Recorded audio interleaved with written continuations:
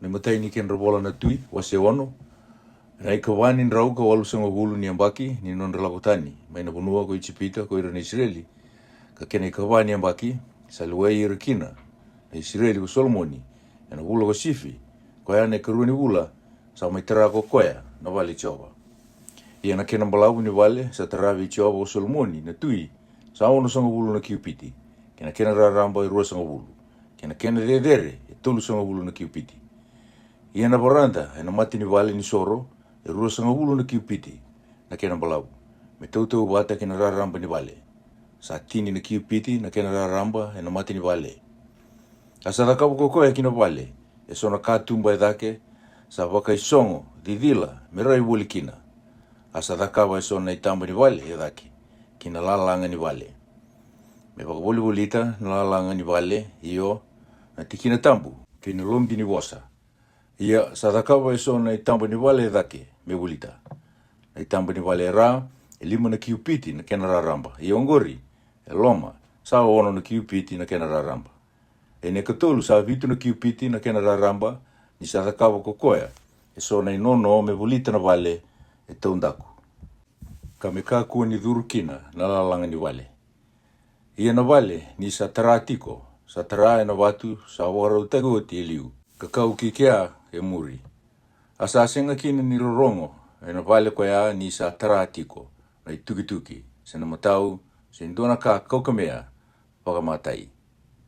Akatumbo ni tambo ni wale loma, sa dhaka mai na yasa i matau ni wale, ar sa thamba dhake na ikamba-kamba, wa vivi kina longe loma. Ia mai na longe loma, kina kena ikatolu. Asa tara na wale ko koya, ka wagotia. Ka umbia na wale, e na isa, kena papa sitari.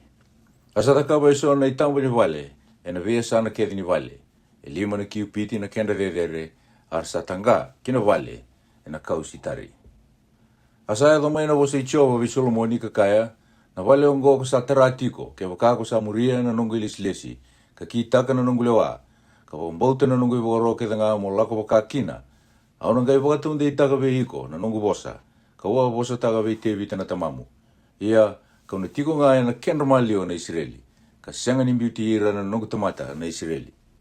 Asa tarana wale o Solomoni, ka wagotia. Asa mbotana e loma na lalanga ni wale na papa sitari, iyo, mai na buturara ni wale ka kauta, kina i dhoka, sa nokina na mbotani, sa mbotana e loma na kau, ka thakaba na buturara ni wale e na papa na manu. Asa mbotana na lalanga ni wale na papa sitari, ka ruasa ngahulu na kiupiti, mai na buturara ka yadho kina i dhoka, asa thakaba e loma mendua kina, na longi ni wasa, iyo, me kena tikina tambusara. Ia na wale kwa ya, iyo, na kena tikina tambu, sa wasa ngahulu na kiupiti. Ia na sitari e loma ni wale, sa dheuti tu kina, e sona wango, kena seni, kau, sa seraki. Sa sitari, tau dhoko, sa senga ni rei na watu. Asa waru taga na longi ni wasa, e loma ni wale, me tu kina, na kato, ni vea la ti chowa. Ia na longi ni wasa, sa ruasa ngahulu na kiupiti na kena balabu he matana. Ka ruasa ngahulu na kiupiti na kena raramba. Ka ruasa ngahulu na kiupiti na kena dedere. Asa mbotana na koula tali e kukoya. Asa mbotana na idhamu ni soro sitari. Asa mbotana na wale e loma ka Solomoni na koula tali. Asa viria hindua na bai e na sini dhondo koula. E na mate ni longi ni wasa. Asa mbotana na koula.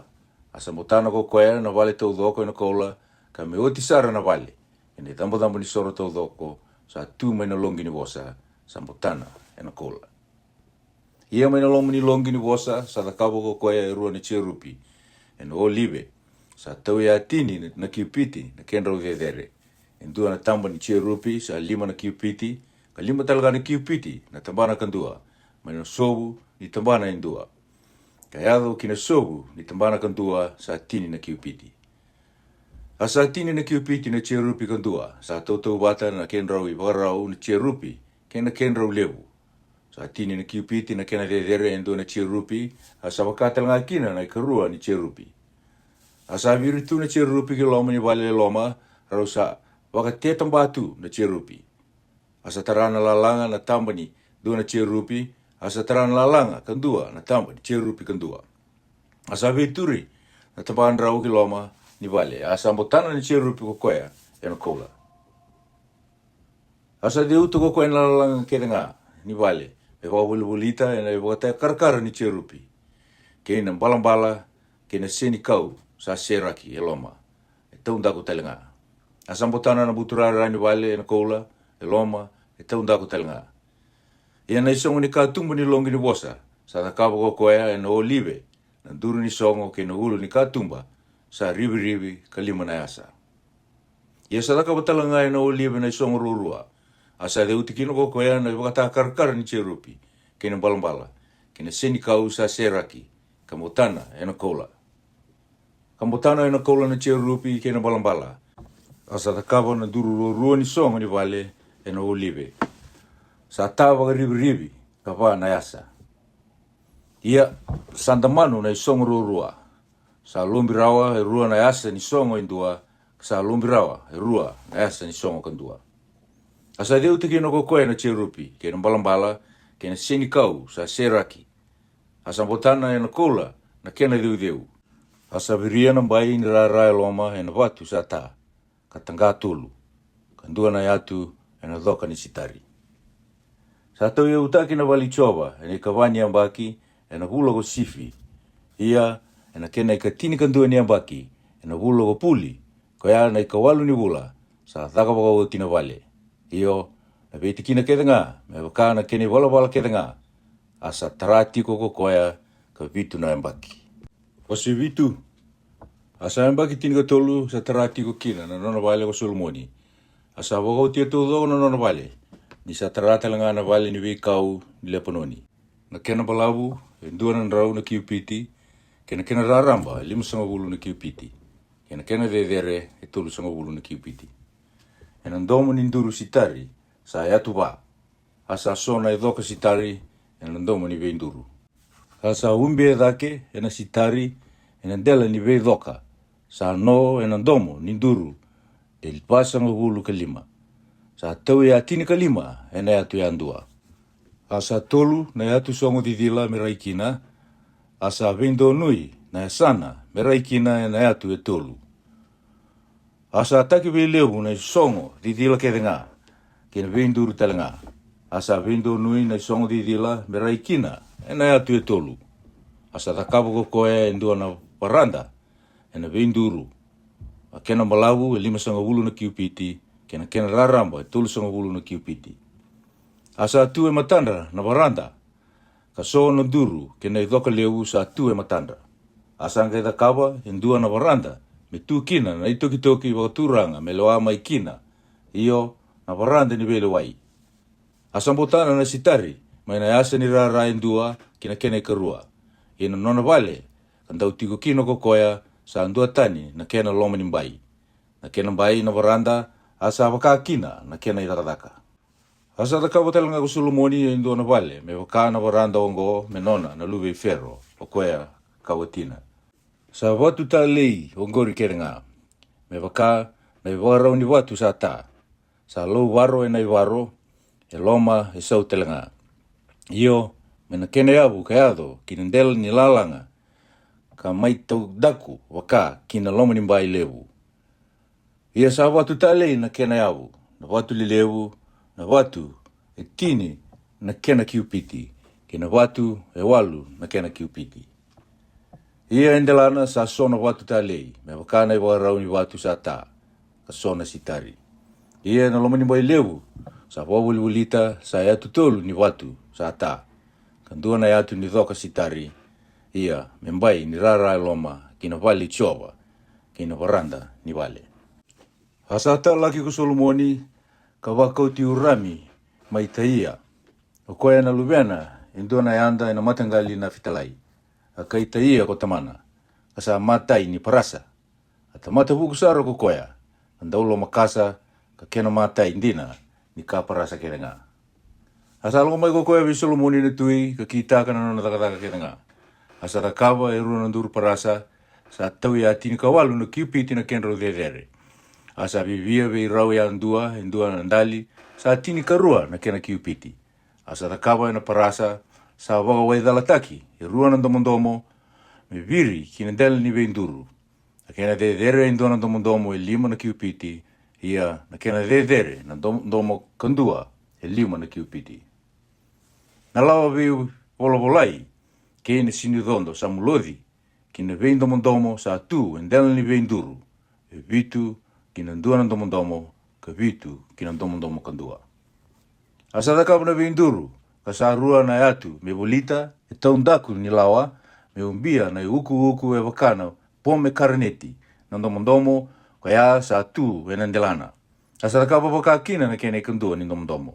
Asa daka na domo sa tu e nandela ni veinduru e waka, na seni via e na varanda sa va na kena kiupiti. Ina domo e nandela ni duru rua sa tu mai dake, mai ni tikina sa tolo lewu, sa ndonu e rawa, ia na uku e waka na pome karaneti, e rua nan rau, sa ea tuni ka vivia na domo rua. Asa wakanduru e kokoea na nduru e na varanda ni vale ni soro. Asa wakanduru e na nduru i matau wakatokana e dhana ko chakini. Asa wakanduru e na nduru i maui wakatokana e dhana ko poasa. Asa dhaka na domo ni nduru me waka na seni via. Asa oti na dhaka ni nduru rua. Asa dhaka wakokoea na parasa. Sa wawa i dhalataki ndua na tangi lewu ka mogamukiti. E tini na kiupiti maina. Batina e ndua kina batina kandua. Ka sa 5 na kiupiti na kena dedere. Ka sa buliti e na ndua na waa sa na tulu songa wulu na kena kiupiti. Asa so na wango sa bulita e ruku ni batina. E tini e na ndua na kiupiti ka bulita sara na tangi lewu. Sa wawa i dhalataki na wango ka sa rua na kena atu. Asa tanga e ndelandra na pulmu kau e tini ka rua. E tolu sa namata kina tokalau ka tolu sa namata kira. Ka tolu sa namata kina deba. Ka tolu sa namata kina tuidake. Asa toka e dake e ndelandra na tangi lewu. Asa ngara kiloma na munda kedenga. Ia na kena wawaku sa tautou wata kena ramba ni linga. Asa dhaka na batina me wakana mbati ni bilo. E na seni via ka sa rauta e ndua na wamba ka 5 na undolu na kaloni. Asa dhaka wako koe e tini na itutu parasa. E wana kiupiti na kena malawu e ndua na itutu ka wana kiupiti na kena raramba. Ka tulu na kiupiti na kena dedere. Ia sa dhaka wako ngona itutu sa wako tutuna. Ia na vei tutuna sa no e na madhao ni kau sa wakambamba. Ia e na vei tutuna sa no e na madhao ni kau sa wakambamba. Sa so na leiwoni na pulma kau ke na cherupi. Ia e dhake e na ndela ni kau bambamba sa ndua na motona. Ia e ruku ni leiwoni ke na pulma kau sa waka i kuritaki kina e sona dhaka maamare. Era sa tau e awa na e wanda parasa na i tutu ke denga ke na kau parasa me dhawiri kina. Ia sa waka i tokoni na tutuna baba e ruku ni tangi ke na e sana ke denga sa waka i kuritaki. Sa so kina na i totoko sa waka wai dhalataki. Ia na kena nreke sa 2 kiloma ni domo. Ka e dhake sa ndua na kiupiti ia sa momo kiti na kena nreke. Me wakana dhaka ni tutu. Asa ndua na kiupiti, ka ndua na afa kiupiti. Asa dheu na kena nreke kena mbelena. Asa senga ni momo kiti sa rivi me wana e sana. Ia e ruku ni mbelena sa wa aya wana. Asa waka mauti kina i tutu na kau e dhawiri kina na e wana. Ia na kena dedere e ndua na e wana sa ndua na kiupiti, ka ndua na afa kiupiti. Ia na kena i dhaka ni a wana, sa wakana kena i dhaka ni a wana na ngingi ni tamata.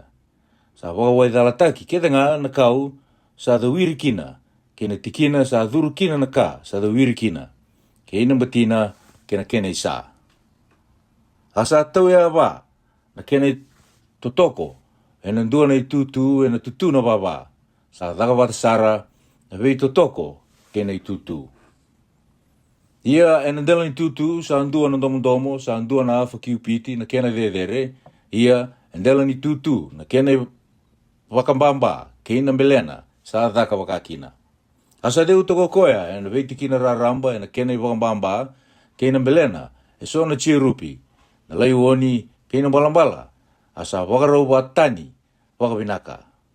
Kerenga keina kasa, wakai kuritaki, wolikina. Sa takawa wakaongo na itutu e tini, sa tau wata na kena tau tuli, kena tau i warau, na kena tau levu. Asa takawa talanga kokoe e tini na tangi parasa, endua na tangi sa rauta e tulu na rau na kaloni, asa tau ya wa, na kiu piti na tangi andua, asa tu ya andua na tangi na itutu e tini. Asa wakatikora, e lima na itutu kina asa i matau ni wale, ka lima kina asa i maui ni wale. Asa viritu na tangi lewu, e na asa i matau ni wale, ka waka tinatu i rake, kandonu ya na rewa. Asa takawa na tangi ko rami, kina i siwi, me kau tanikina na rausa, kina peseni me kau kina, na nra me kure itaki. Asa wakauti ko rami, na takataka kete nga asa takawa ko koea vei Solomoni na tui, kina wali chowa, e rua na duru, kina i uku, momo kiti, e na ndomo sa tu, e ndela ni duru rua, ka rua na lawa. Me umbia na i uku, momo kiti, e rua, e na ndomo sa tu, e na ndela ni duru rua. Kina i uku e wana ndrau, e wakana pome karaneti, kina lawa rua, e rua na atu i uku, e wakana pome karaneti, kina ndua na lawa. Me umbia na i uku, momo kiti, e rua, e na ndomo sa tu, e na ndela ni duru rua. Kena i tutu e tini, kena tangi e tini, e na ndelanda tau na i tutu, kandua na tangi lewu, kena pulmakau, e tini ka rua e ruku ni tangi lewu kaya. Kena kuro, kena siwi, me kau tani kina na nrausa, kena peseni, me kau kina na nra, me kure itaki. Ia sa parasa solo, wakavinaka na ia ke nga sa takawa o urami vei Solomoni na tui, me anga e na vale i chova. Sa takawa ngori na tui e na mbudha mai choritani, e na hunua tete, na madhao e sukodi, kei saridani. Kasasanga ni wakaro taka na bimbi ni mbilo ketanga, ko Solomoni, ni saru i lewu, kasianga ni kilai na bimbi ni parasa sa tu kina. Asa takawa ko Solomoni na ia ketanga sa tu e na vali chova, na i tamadamu ni soro koula, kena tepeli koula, sa ndau tu kina na mandrai dau reidi. Kena i tutu ni dina koula dina, sa thaka kina na seni kau, e lima ne matau, ka lima e ne maui. E na mate ni longi ni wosa, kena dina, kena sanga ni buka, koula, kena bilo, kena i koti ni dina, kena peseni me kau kina na nra, me kure itaki, kena itaki, kena minga, ni kambo i vinaka, e na koula dina. Kena i rumbe ni songo ni wale loma, na tikina tambusara, iyo me songo ni wale, kwea na wale ni soro e na koula.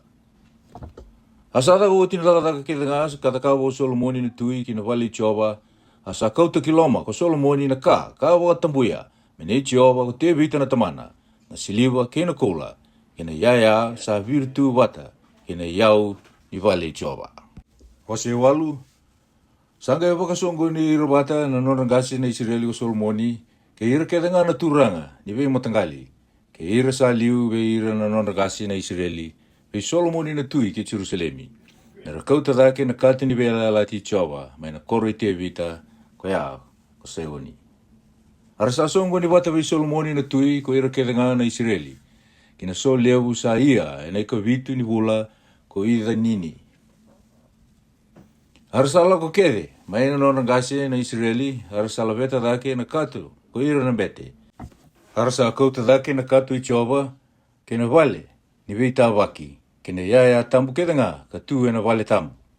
Arsa kauta dhake ko ira na bete, ke ira na liwai. Ia, ko Solomoni na tui, kena nonre songo tau dhoko na Israeli, era songo ni watabua.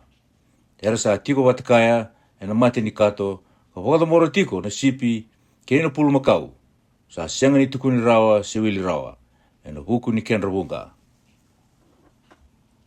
Asa kauta ko ira na bete na kato ni vela lati chova, kina tikina, kina longi ni wosa, e na vale. Kina tikina tambusara, ki ruku ni tamban rau na chia rupi. Ni sa waka te tamba ko i rau na chia rupi, e na tikina sa tu kina na kato, rau sa warurunga na kato, kina kena i bua, ko i rau na chia rupi. Ara sa udhuna na i bua me reidi, rau na mua ni bua, Mai na tikira tambu hena mata ni longi ni wosa. Asa sianga ni reivi e tau tumba. Asa toka mai kia ka e dhoba na singongo. Sa sianga na ka e loma ni kato. Na watu ra ramba ngā rua ka viria kina ko Mosese mai o repi. Ni sa vela lati ko Chiova ke ira na Israeli. Ni sa lagotani mai no nua ko Itipita. Ia ni sa duriani na bete mai tikina tambu. Sa ngai wakasina ita na vali Chiova no. Ara sa sianga ni tu rao na bete me da kawa na non reitabi. E na huku ni o. Ni sa wakasina ita na vali Chiova na i huku Chiova. Sa ngai kai ko Solomoni. Sa tukuna ko Chiova ni tiko ko koea e na buto loa. Au sa tarawa waka indina, enduna vale muni tiko kina, enduna tikina muni tiko kina, ka sianga ni mundu. Asa rai woliani na tui, ka wasa wakalunga te taki ira kedenga na non rei songo na Israeli. Arasa wabutu na non rei songo tau dhoko na Israeli. Asa kako koea, me waka bina ka taki ko Chiova na non rekalou na Israeli. Koea ka wasa veite vita na tamangu. Asa wakaedora e na lingana, ka waka. Mai na singa, ka wakau tira tani kina na nongu tamata na Israeli mai Itipita. Au a sianga ni dingi taka indua na koro, e na nonra matangali ke na Israeli. Me tara indua na vale, me tiko mai kia na yadangu. Tia ka wantingi taki te vitanga, me turanga veira na nongu tamata na Israeli. Kasalo mana ndina o te vita na tamangu, me tara indua na vale, kina yada i Chiova na nonra kalou na Israeli. Asa kako Chiova veite vita na tamangu, sa vinaka ve iko ni sa tu elo mamu mo tara indua na vale kina e dangu. Ia kona senga ni tara na vale, alu vemu ngā, o koea ka lago mai to lomu, e na tara ko koea na vale kina e dangu. Asa wakato ndi taka ko Chiova na nono bosa, ka bosa taka ko koea, ni usa tumbu dake, me kene susomi kei te vita na tamangu. Ia kausa tiko, e nei tiko wakaturanga ni Israeli, me wakaka e alataga ko Chiova. Ia, kausa tara oti na vale kina ada i Chiova na nora kalou na Israeli. Au sa rakawa talanga mai kia ana tikina, me tūkina na kato. Sa tūkina na vela lati Chiova. Ka rakawa ko koea, he ira na nonangase, ni sa kauti ira tani, mai na wanua ko Itipita. Asa tuko Solomoni e na mate ni tamu ni soro i Chiova e na matanda na nora i songo tau dhogo na Israeli. Asa non toka yani na lingana rua waka kilo malangi. Asa kai ko koea, ke muni Chiova, na nonra kalou na Israeli. Sa sianga na kalou me tautou wata ke ke muni. Mai lo malangi e dhake, se bura e rā. Ni ke muni sa wakambote tiko na vela lati, ke na loma, ke ira na nomuni tamata, era lago boli e matamuni, mai na vuni e londra tau dhoko. Oni sa wakambote na ka, kunia e ala taka buana nomuni tamata o te vita na tamangu. Ia, kunia wosa e na ngusumuni. Asa wakaedora na linga muni, me waka e na singongo. Iongo ke muni Chiova na nonra kalou na Israeli. Muni wakaedora ngā wā na nomuni tamata o te vita na tamangu. Na ka, kunia ala taka wā, ni ke muni a kaya. E na senga ni mundu ve iko na tamata me tiko e matangu. E na tiko wakaturanga ni Israeli. Ke waka, e randaule wā na nonre wala na lubemu. Me ra lago boli e matangu, me waka kua lago boli e matangu. Iongo, ke muni na nonra kalou na Israeli. Me wakandina taki tiko na nomuni wosa. Kunia wosa taka wā na nomuni tamata, ko te vita na tamangu. Ia, e na tiko wakaindina li na kalou e burubura, reida, lo malangi e dhakasara. Sa sianga ni rauti ke muni, ka sa sianga dina sara, na wale ongo, kau sa ngai tara.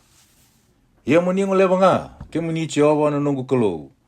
Na wakamamasu ni nomuni tamata, ke na nona kere, muni rongoda na tangi, ke na wakamamasu, sa masu kina indai e matamuni, na nomuni tamata. Me rai tiko na matamuni, ki na wale ongo e na bongi, ke na singa. Ki na tikina, kunia kai kina. E na tiko mai ka na dhangu, muni rongoda kina, na masu, sa dhambora, na nomuni tamata e na tikina ongo. Ia muni rongoda, na nongu kere, na nomuni tamata. Ke na nonra, na nomuni tamata, na Israeli. Nirsa masu e na tikina ongo. Ia muni rongoda mai lo malangi, na sana, ko ni sa tiko kina. Ia ni ke muni sa rongoda, muni kako ni dhunru. Ke waka sa dhakadhala indona tamata, wana kainona. Asa wakabumbulu itaki ko koea. Asa kaumai na nona bumbului, ki na mate ni nomuni thambu ni soro, e na wale ongo. Muni ngai rongoda, mai lo malangi, kada kawa, Kale wai ira na nomuni tamata. Ni ke muni sa wakadala i koea na dakadala. Muni tauda kina uluna na nona i wala. Ka muni wakandonu i koea sa dakandondonu. Muni sulia wā me waka na nona i wala ndondonu. Nira sa moku na nomuni tamata na Israeli e matanda na meda. Nira sa i wala da we ke muni. Ara sa saumaki tale we ke muni. Ka wautu sana e da muni. Ka waka mamasu. Ka kere we ke muni e na wale ongo. Muni ngaro ngoda mai loma langi. Ka muni ka kua ni dhunrubi ira. E na wuku ni nonri wala da. Na nomuni tamata na Israeli. Ia muni waka le sui ira tale. Kina wunua kuni asulia we ira na nona kase liu. Nisa songo ko loma langi. Ka senga kina na uda. Nira sa i wala da we ke muni. Ke waka sa waka mamasu. Nira rai kina tikina ongo. Ka watu sana da muni komputa na nonri wala da. Ni ke muni sa wakarawat taki ira.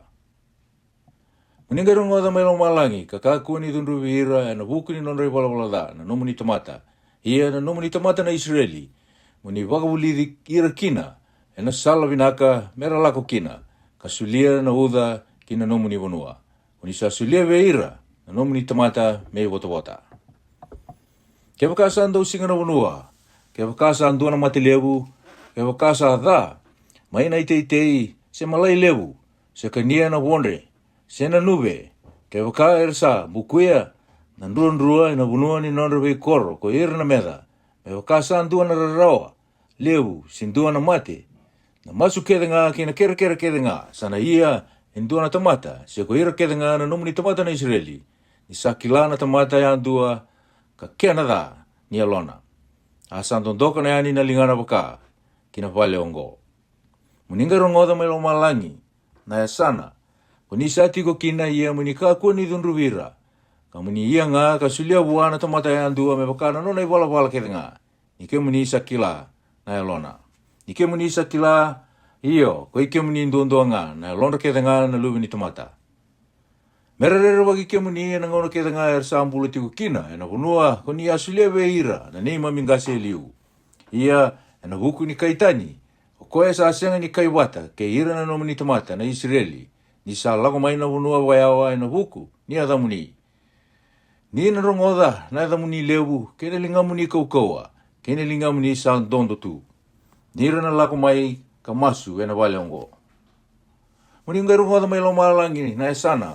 Muni sa tiku kina, ka muni da kaba me waka na kakere ngā sa masu kina, weike muni ko ira na kaitani. Mera kilana e da muni ko ira keda ngā, na kai burubura.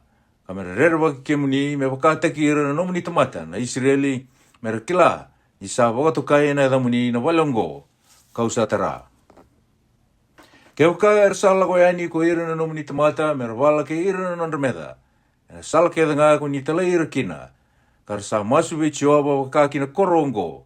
Kuni na dingitaka. Kina wale kausa tara oti. Kina e damuni. Muni ngaru ngada mai loma langi na nora masu. Kina nora kere. Ka tō taka na kai ndondonu we ira. Ke waka ira sa dhala we ke muni. Ni sa senga na tamata. Senga ni takadala. Ka ko ni sa dhunrubi ira. Ka suli ira kina meda. Mera kauti ira bombombula kina punua ni meda. Se yawa. Seboleka. Ia ke waka sa wana nanu e na wanua. E rā kau wambula kina. Ka wewu tuni. Ka masuti ke muni e na nondra wanua. E rā wambula taki ira. Ka kaya. Ke tau sai wala da. Ka sai wala da wakatani. Ke tau sa takadala. Hara sa lesu we ke muni e na lomanda tau doko. Ke na huni a londa tau doko. E na wanua ni nondra meda. O ira. Ka wambula taki ira. Ka masu we ke muni ni rarai waka. Kina nonra wanua. Ko ni asulia we ira na nonra ngase. Na koro. Ni sandingi taka. Kina wale kausa tara oti. Kina e da muni. Muni ngaro ngoda mai loma langi. Na sana. Kuni sa tiko kina. Na nonra masu. Kina nonra kere. Ka tō taka na kai ndondonu we ira. Ia muni ka kua ni dhunrubi ira. Na nomuni tamata. E rasai wala da. We ke muni. Sa talain rendre kina we ke muni. Ia, muni wakayalo binakataki ira, ersa wakabumbulu itaki ira, kamera lomani ira. Nira sa nomuni tamata, kina nomuni wata, kunia kautatani mai ichipita. Maina lomani lobo kaukamea, ka ka paua e dalataki. Me rai tu na mata muni ki na nona kere na nomuni tamata. E na nona kere na nomuni tamata na Israeli. Muni rungodi ira kina e na kākede ngā era sa masu kina vei ke muni.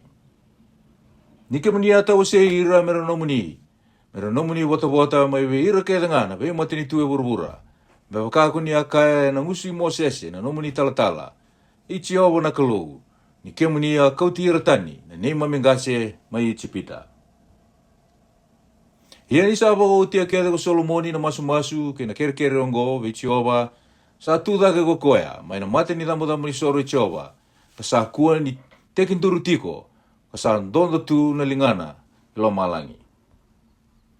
Asa tudake ko koea ka hosa wakalunga ta tekira na songo tau dogo ni Israeli e na domo lewu ka kaya e wa bina ka taki ko Jehova o koea sa sulia na waka dengu ve ira na tamata na Israeli. Me wakana ka keda ngā kaya lataka o koea.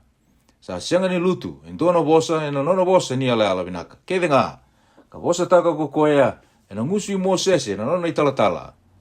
Me tiko wata ngā ke kenda ko Jehova, na nonda kalou, me wakasa tiko wata ke hira na nonda ngase. Me ka kua ni mbiuti kenda, se lako tani vei kenda. Ka me wango lea na lomanda, vei koea, me ndalako kina, en nona sala keda ngā. Ka me wangambauta, na nona i waro. Kina nona i lesi, kina nona lewa. Ka rota ko koea ve ira na nonda ngase.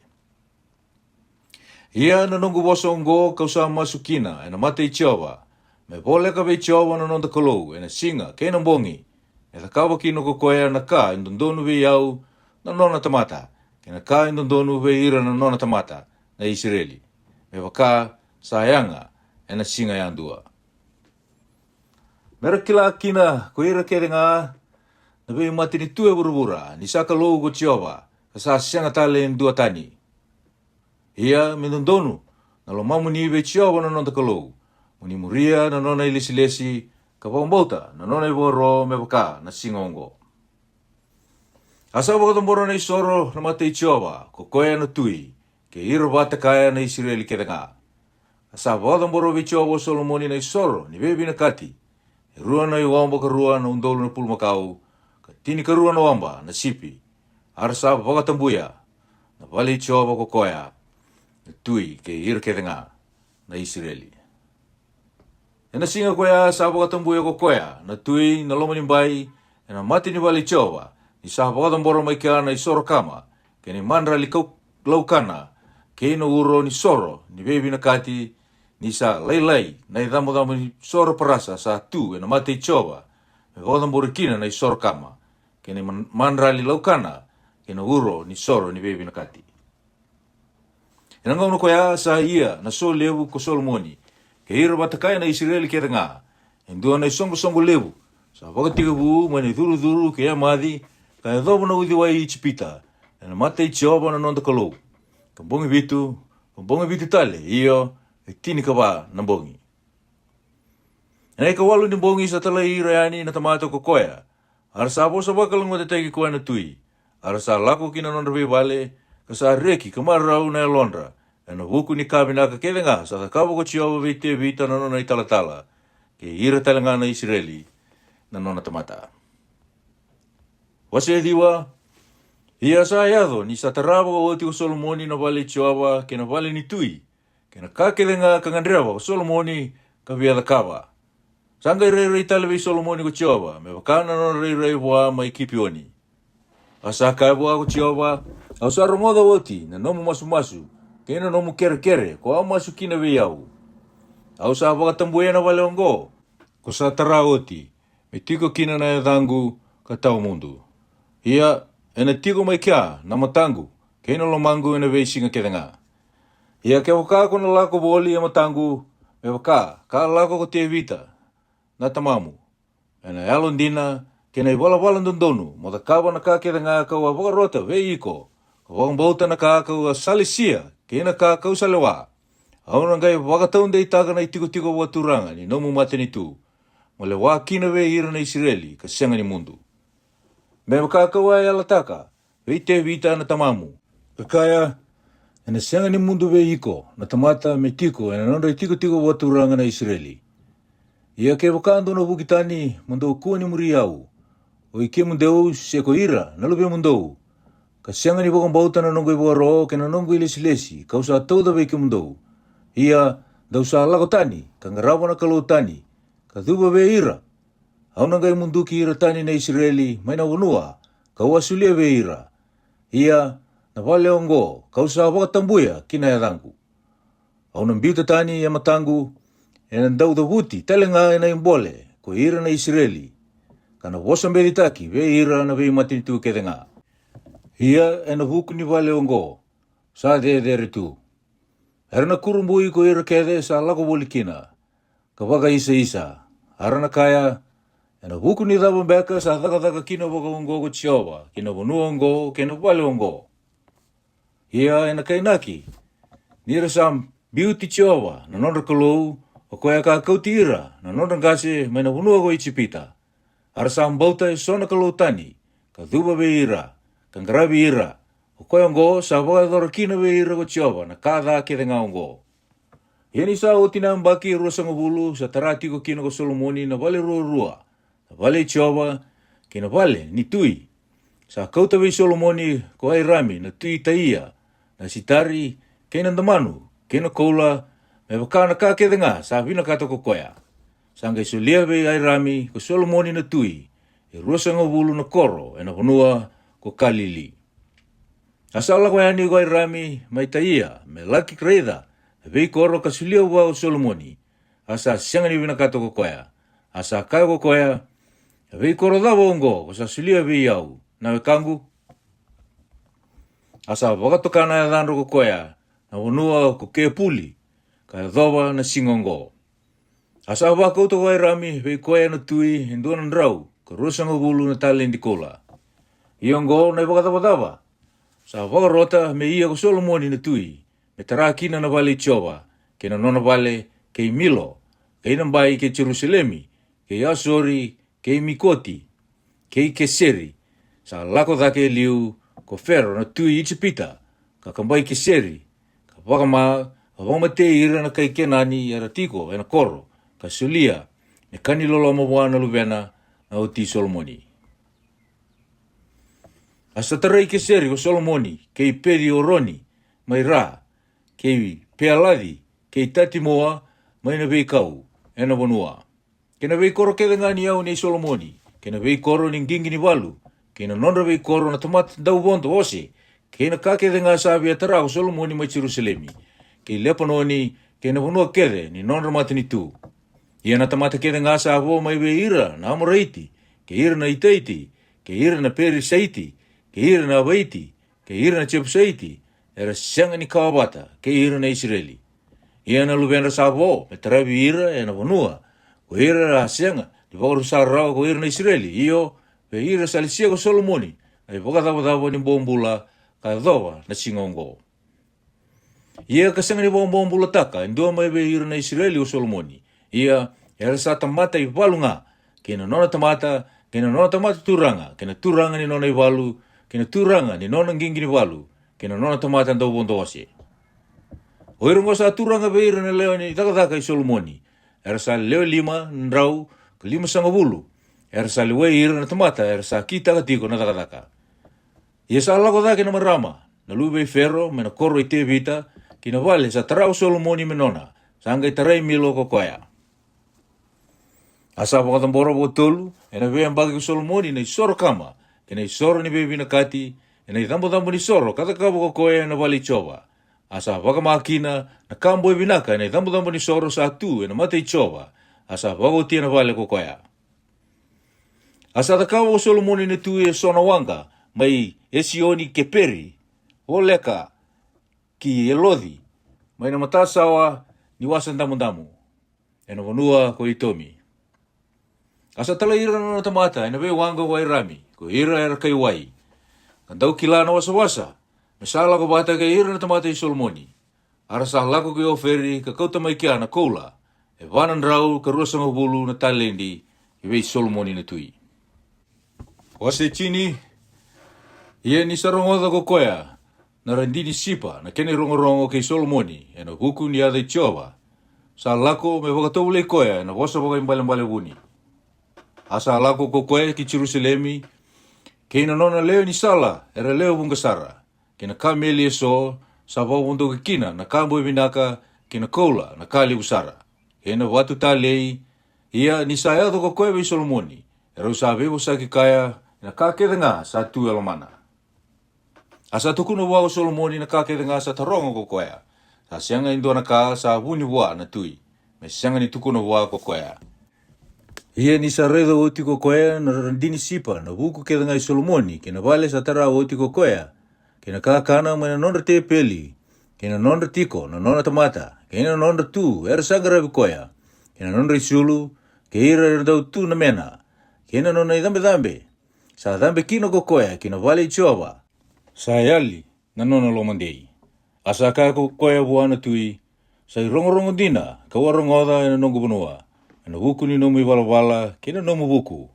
Ia kawa sianga ngani wandinata na bosa, kawanga ila kumai, kasa reida na matangu. Kau sanga i wandinata, reida, sa kala ilai sa tukuni biyau, ka lebu na ka sa sianga ni tukuni, sa uosi vida kina nomu wuku, kina nomu tikonda umaka, ena ka kawarongoda. Sakalo ngata ko iron nomu tamata, sakalo ngata ko irongo, erandong garabiko, ka tu e matamu, ena beisinga karongoda na nomu wuku. Me wako bina katagi ko chiawa na nomu kalou, o koea sa bina kati iko, ka wakati kori iko, ena tiko waturanga ni Israeli, ni salomani ira na Israeli tiko nga ko chiawa, salisi iko kina mutui, me ia na lewa kina kai ndondonu. Asa sulia ko koea wana tui enduan na rau, ka ruasa nga wulu na tali ndi kola, kina kambo minaka na kali usara, kina watu tali eso. Sa senga tali ni kau e muri, na kambo minaka, me tau wata na kena lewu, kina ka, koea kasulia na redidisipa, vei Solomoni na tui. Ia na vei wanga ia rami, ka usa mai na kola, mai o feri, sa kauta na kau talei na kalewu, kina watu talei. Asa na kabo ko koea na tui, e na kau talei na itata kuri, dambe, kina vale ichova, kina vale ni tui. Na hapi tala nga kina soliteri, vei ira na daw ni sere, sa sianga na kau talei me tautau watakaya, sa kau kina, se reidi, ka dhoba na singongo. Sa sulia buwana randini sipa, ko Solomoni na tui na kakeda nga sa ngandrea boko koea. Kakeda nga sa kirea, kina katala nga, sa via sulia buwa turanga buwa ko Solomoni. Asa lesu ko koea, kalako kina nona bunua, ko koea ke ira kangarabi koea. Ia na kena bimbi na koula sa kaubi Solomoni na ndua na mbaki, sa ono na ndrau ka ono sanga bulu ka ono na tali ndi koula. Kena ikuri mai be ira na tamata, ndau bi woli, ravila ko yaki tu, ke ira na tamata ndau bi woli. Ena kambo minaka, mai be ira talaga na tui arepea, keda nga ke ira na kowana, salewa na bonua. Asa na kabo ko Solomoni na tui, ruran rau na isasambai na koula sa lau tuki, kadaka indua na isasambai na koula, ono na rau na sikeli, kena isasambai lalai, tolu na rau na koula sa lau tuki. Sa daka indua na isasambai na koula tolu na paundi, asa viri kotora, ko koea na tui, kina vale ni veikau, mai le panoni. Asa takapo ko koea na tui, indua na itiko le usara, ka wakaturanga, ena tambua, kambotana, ena kolendina. Sa ono na tangende, na idambe ni tiko wakaturanga. Ia, na itiko wakaturanga edake, sa leledi na dakuna. Asa waka isombe, na yasana rua, indambe, asa tubo leka, kina isombe, rua na leoni. Asa tini ka rua na leoni, sa tu mai kia, ono, ena sana ni tangende indua, ka ono ena yasa ni tangende kandua. Sa senga na ka, waka kina sa dhaka ena ndua na mati ni tutani. Na bilo ni ngunu keda nga Solomoni na tui sa koula, asa koula tali na bilo keda nga mai na wale ni veikau mai le panoni. Sa senga indua sa siliwa, sa senga ni tali taki ena ngona i Solomoni. Isa tiko mai na wasa mai ta sisi na nona vei wanga na tui, kena vei wanga i ai rami. Asanda utale wakondua mai, ena vei ambaki tolu, na vei wanga ni ta sisi. Ka usana mai na koula, kena siliwa, na tambua, ka sona ngeli, ka sona pikoki. Asa uosi vidaka ko Solomoni, na tui vei ira keda nga na tui, kei wurubura, ena iau kena buku. Asa via regi Solomoni, ko ira keda nga na kei wurubura, mera rongoda na nona buku, sa vakaidora kina loa na kokoya na kalu. Arsa kauta na tamata ya andua na nona loma e so na yaya siliva ka so na yaya kola. Kena isulu ni walu kena kambo e vinaka. E so na wose ka so na miule na non reitawi andua hena beambaki. Asa wakasongo na wata Solomoni nang gingi ni walu ke ira na tamata na tau bondo wase. Asa andua na undolu ka vanan rau na non gingi ni walu ka le tina karua na undolu na tamata na tau bondo wase. Asa lisi ira meretiko e na vei koro ni gingi ni walu ka vei ira kwea na tui mai Jerusalemi. Asa wakatau watataka ko kwea na tui na siliva ke na watu mai Jerusalemi. Kena vei sitari me waka na vei lolo sa tu e na vanua muda ni sa kalehu. Asa kau tiko mai ki vei Solomoni na ose e so mai Itipita. Sa taura na ngele ni ose ko ira na non tamata na daubi voli na tui e na kenre voli na ngele andua. Asa lako ka kauta mai indua na gingi ni walu mai Itipita. Ia na kena voli e wono na rau na siliva. Ia na kena voli e ndua na ose e ndua na rau ka 5 Asa baka kina, nirasa kauta mai ve ira ketanga na non tui, na itaiti ke ira na tui Syria. Amen.